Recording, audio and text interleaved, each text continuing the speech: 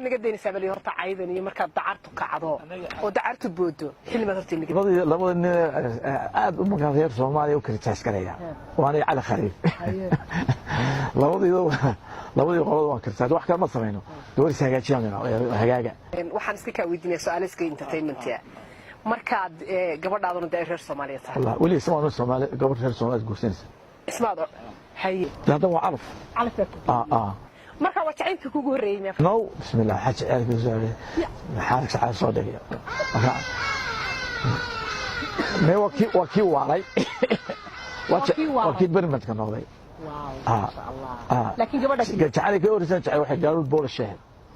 ma guursan laakiin ma guursan gabadhaadi markay ku daawato marna ma kala hadasho khatiga jacayl ku jira marka hadalisiis arrimaha Soomaaliya waxa Soomaaliya ka galay waxaan dawliyeena deyneen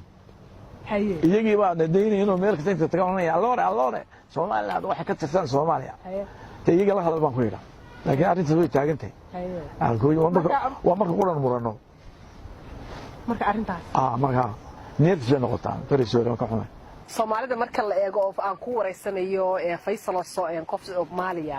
macnaha dhaqankeed ugu jeceshay culture-rada dadka qabiilada aad baad u kala taqaan ka ogaadeen ka jecel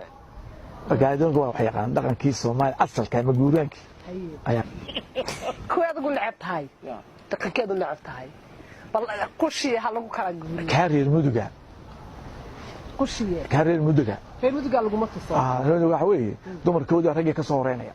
marka waxa la waxaan waa romantic iyo jacayl leena dheer yahay waa iska basrinimo deewaaye tan saddeed kala doo goosanaya Soomaha inay maxaa la yiraahdaa ay shay maya malaha waxa keenaya jacaylka iyo muxubada iyo jacaylka abaha ninkaaga aabihii baad miis la fadhiisan lahayd oo cunay laakiin dhulka way ka soo dhacdaa